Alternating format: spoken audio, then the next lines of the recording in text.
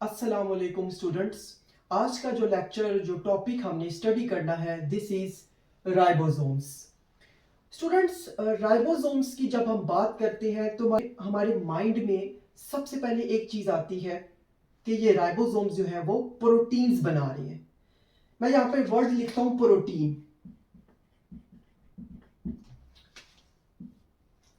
ये प्रोटीन्स जो है ये राइबोसोम्स बना रहे हैं। अब सबसे पहले तो हम ये देख लेते हैं कि हमारी बॉडी में प्रोटीन्स कौन कौन सी हैं। फॉर एग्जांपल हार्मोन्स हैं। हार्मोन्स जो हमारी बॉडी के मेजर फिजियोलॉजिकल फंक्शंस को परफॉर्म कर रहे हैं, कंट्रोल कर रहे हैं। फिर प्रोटीन आती है एंजाइम्स। एंजाइम्स का क्या फंक्शन है? हमारी बॉडी में जितने भी बायोकेमिकल रिएक्शंस, मेटाबॉलिकल एक्टिविटीज जो हो रही हैं उनको कैटालाइज एंजाइम्स कहा है। अगर ये एंजाइम्स, ये प्रोटीन्स नहीं होंगी तो मेटाबॉलिक रिएक्शंस नहीं होंगे, और जब मेटाबॉलिक रिएक्शंस नहीं होंगे तो सेल्स डेथ हो जाएगी और ऑर्गेनिज्म की डेथ हो जाएगी। फिर इसके बाद प्रोटीन आती है एंटीबॉडीज। ये भी प्रोटीन है। इसका क्या फंक्शन है? एंटीबॉडीज जो है हमारी बॉडी को प्रिवेंट करती है, इन्फेक्शंस और डिजीजेस से बचाती हैं, इम्यूनिटी प्रोवाइड करती हैं। फिर प्रोटीन आती है रेड ब्लड सेल्स में जो पाई जाती है हीमोग्लोबिन। उसका काम क्या है? उसने ऑक्सीजन को कैरी करना है, ट्रांसपोर्ट करना है टिश्यूज में, ऑर्गन्स में। तो ये सारी प्रोटीन्स जिन जिनके अभी मैंने नाम लिए हैं, इसके अलावा और भी बहुत सी प्रोटीन्स हैं, ये सारी प्रोटीन्स ये राइबोसोम्स बना रहे हैं। अब हम स्टार्ट करते हैं। मैं इसका ये स्ट्रक्चर भी डिस्कस करूंगा और फंक्शन जो मैंने ऑलरेडी थोड़ा सा आपको इंट्रोडक्शन दिया है ये भी मैं डिस्कस करूंगा। स्टार्ट करते हैं स्ट्रक्चर ऑफ राइबोसोम्स। यूकेरियोट्स की बात करें, फॉर एग्जांपल एनिमल्स हो गए, हम हो गए, ह्यूमंस हो गए, प्लांट्स हो गए, इनमें ribosomes are composed of two subunits. दो सब यूनिट से बने हुए। एक है लार्जर सब यूनिट, दूसरा है स्मॉलर सब यूनिट। लार्जर सब यूनिट की जब हम बात करते हैं तो दिस इज 60s, और स्मॉलर सब यूनिट की जब हम बात करते हैं तो दिस इज 40s। अब क्वेश्चन ये पैदा होता है कि यहां पे ये S क्या चीज है? तो स्टूडेंट्स याद रखिए कि यहां पे जो S है दिस इज सेविटबर्ग यूनिट। ये मेजर करता है सेडिमेंटेशन कोफिशिएंट को। आसान से आसान लफ्जों में मैं समझाता हूं आपको कि जब लार्जर सब यूनिट और स्मॉलर सब यूनिट, इन दोनों की हम अल्ट्रा सेंट्रीफ्यूगेशन जब हम इनकी करवाते हैं तो उसमें जो लार्जर सब यूनिट है इसकी वैल्यू आती है 60s और स्मॉलर सब यूनिट की वैल्यू आएगी 40s। अब आपको डिफरेंस नजर आ रहा होगा कि ये 60s और 40s के ये ग्रेटर, इसमें s की वैल्यू ग्रेटर है, और इसमें 40s की जब हम बात करें तो इसमें s की वैल्यू कम है। तो ये डिफरेंस क्यों है? याद रखिए स्टूडेंट्स, जब हम सब यूनिट्स की अल्ट्रा सेंट्रीफ्यूगेशन करवाते हैं तो उसमें s की वैल्यू ग्रेटर तब होती है जब पार्टिकल का या इस सब यूनिट का जो मैस और जो डेंसिटी होगी वो ग्रेटर होगी। अब इस लार्जर सब यूनिट की जो मैस और डेंसिटी है वो ग्रेटर है, दैट्स व्हाई इसकी एस यूनिट भी ग्रेटर होगी। स्मॉलर सब यूनिट की जब हम बात करें तो स्मॉलर सब यूनिट की मैस और डेंसिटी स्मॉलर यानी कि कम है, तो इसकी एस वैल्यू भी कम होगी, 40s होगी। अब स्टूडेंट्स ये जो लार्जर सब यूनिट और स्मॉलर सब यूनिट है ये जब ज्वाइन टुगेदर होते हैं तो ये 80s पार्टिकल बन जाता है। 80s पार्टिकल इस तरह बनता है कि जब स्मॉलर और लार्जर, ये फॉर एग्जांपल ये लार्जर है ये स्मॉलर है, ये जब मर्ज होंगे, ज्वाइन होंगे, तो जो शेप और जो साइज और जो डेंसिटी है दोनों सब यूनिट्स की वो ओवरऑल चेंज होगी और चेंज होके वो 80s में ट्रांसफॉर्म हो जाएगी। अब इन्हीं सब यूनिट्स की हम बात करते हैं तो बोथ सब यूनिट्स, दोनों सब यूनिट्स ने राइबोसोमल आरएनए और राइबोसोमल प्रोटीन्स कंटेन की हुई हैं। फिर आगे से ये एक और इंपॉर्टेंट फैक्ट आपको बता रहा हूं। कहते हैं कि प्रोकैरियोट्स में यानी बैक्टीरिया में राइबोसोम जो है वो स्मॉलर है। स्टूडेंट्स ये देखिए ये 80s है, यूकेरियोट्स में 80s राइबोसोम्स में साइज में ग्रेटर है, जबकि जो प्रोकैरियोट्स है उसमें राइबोसोम स्मॉलर है 70s। तो ये डिफरेंस जो है ना ये आपको पता होना चाहिए। अब टॉपिक है हमारा ribosomes assembly. In both subunits, ribosomal RNA are assembled with ribosomal proteins in nucleolus. आसान से मैं इस टॉपिक को मैं समझाऊं तो इसमें यह बात कर रहे हैं कि राइबोसोम्स की कंस्ट्रक्शन किस तरह होती है। सबसे पहले लार्जर सब यूनिट की हम बात करें तो लार्जर सब यूनिट की बात जब हम करें तो वो किससे बने हुए हैं? राइबोसोमल आरएनए और राइबोसोमल प्रोटीन से बने हुए हैं। ये प्रोटीन्स कहां से आएंगी? ये प्रोटीन्स आएंगी साइटोप्लाज्म से आएंगी। और ये राइबोसोमल आरएनए कहां से बनेगा? डीएनए से बनेगा। ठीक हो गया। इन दोनों ने न्यूक्लियस के पार्ट न्यूक्लियोलस में आना है, वहां पे इन्होंने कंबाइन होना है और बाइंड जब होंगे तो ये हमारे पास लार्जर सब यूनिट 60S जो है वो बन जाएगा।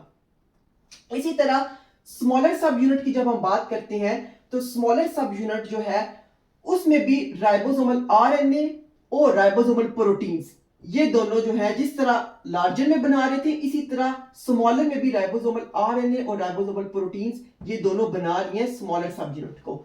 ये राइबोसोमल प्रोटीन उसी तरह साइटोप्लाज्म से आएंगी और ये डीएनए से बनेगा और इस तरह ये जब दोनों आपस में बाइंड हो जाएंगे, दोनों यानी कंबाइन हो जाएंगे तो ये स्मॉलर सब यूनिट 40S तैयार हो जाएगा। अब जब ये स्मॉलर सब यूनिट बन जाएगा और लार्जर सब यूनिट दोनों तैयार हो जाएंगे, बन जाएंगे, फिर इन्होंने एक्सपोर्ट होना है टू साइटोप्लाज्म में और जब साइटोप्लाज्म में आएंगे वहां पर इन्होंने बाइंड होना है। हमारे पास एक फंक्शनल राइबोसोम जो है वो बन जाएगा और फिर प्रोटीन की सिंथेसिस जो है वो स्टार्ट होगी।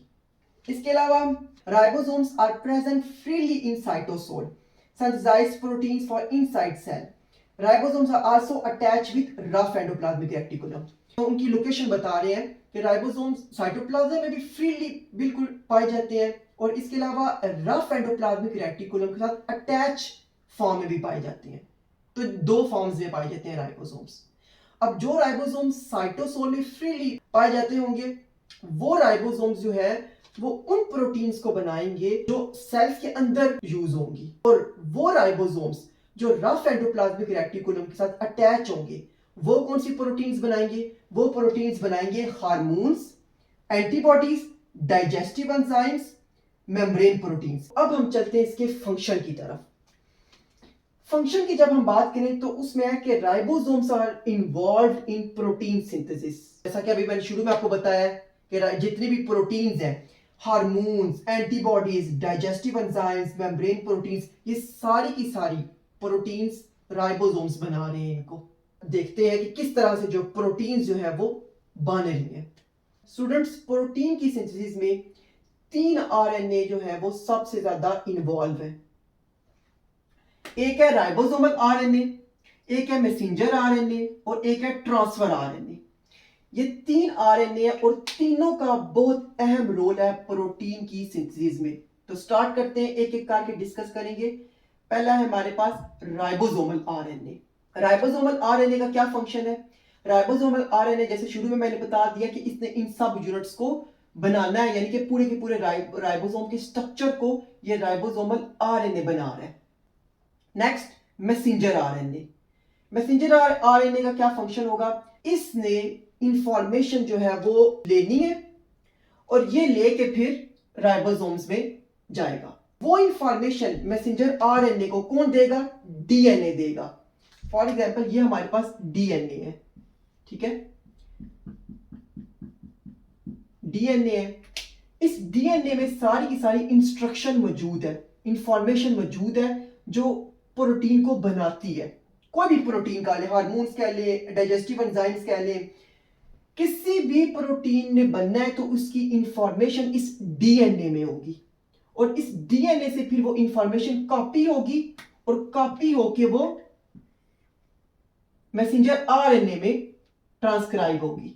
ये मैसेंजर आरएनए है। मैसेंजर आरएनए वो कॉपी करके उस मैसेज को, उस इंस्ट्रक्शन को लेके जाएगा राइबोसोम्स में और इस तरह फिर प्रोसेस आगे से स्टार्ट होगा प्रोटीन की सिंथेसिस का। अब आगे चलते हैं ट्रांसफर आरएनए का। ट्रांसफर आरएनए ने अमाइनो एसिड्स को लेके आना है राइबोसोम्स के अंदर। अब आपको पता है कि प्रोटीन्स जो है वो अमाइनो एसिड से बनी होती हैं। अमाइनो एसिड्स की पूरी चेन प्रोटीन्स को बनाती है, तो वो अमाइनो एसिड्स ये ट्रांसफर आरएनए लेके आएंगे राइबोसोम्स के अंदर। आपको डायग्राम नजर आ रही होगी, थोड़ा सा मैं इस चीज को एक्सप्लेन करता हूँ। स्टूडेंट ये आपके पास हो गए स्मॉलर सब यूनिट, ये आपके पास लार्जर सब यूनिट, ये दोनों आपस में ज्वाइन होंगे तो ये एक पूरा का पूरा फंक्शनल राइबोसोम तैयार हो जाएगा। मैसेंजर आरएनए जो है वो डीएनए से इंफॉर्मेशन लेके आएगा और फिर प्रोटीन की सिंथेसिस जो है वो स्टार्ट होगी। फिर ट्रांसफर आरएनए, आपको मैं बता चुका हूं कि ट्रांसफर आरएनए ने क्या करना है, उसने अमाइनो एसिड को लेके आना है, क्योंकि अमाइनो एसिड्स की चेन बनेगी तो प्रोटीन बनेगी। तो इस वजह से ट्रांसफर आरएनए है। ट्रांसफर आरएनए ने ये अमाइनो एसिड लगा हुआ है, साथ अटैच हुआ है, अमाइनो एसिड्स को लेके आना है। तो ये ट्रांसफर आरएनए जो है अमाइनो एसिड्स को लेके आएगा यहाँ पे लार्जर सब यूनिट में, और ये जो मैसेंजर आरएनए है ये बाइंड होगा स्मॉलर सब यूनिट पे। यहाँ पे ट्रांसफर आरएनए जो है वो अमाइनो एसिड लेके आता जाएगा, पॉलीपेप्टाइड चेन जो है प्रोटीन्स की बनेगी और प्रोटीन जो है वो उसकी सिंथेसिस जो है वो कंप्लीट होगी। आई होप स्टूडेंट्स आपको लेक्चर पसंद आया होगा, आपने अच्छे तरीके से अंडरस्टैंड किया होगा। अगर आपको लेक्चर पसंद आया तो स्टूडेंट्स प्लीज वीडियो को लाइक कर दीजिएगा और चैनल को सब्सक्राइब भी कर दीजिएगा। Thank you.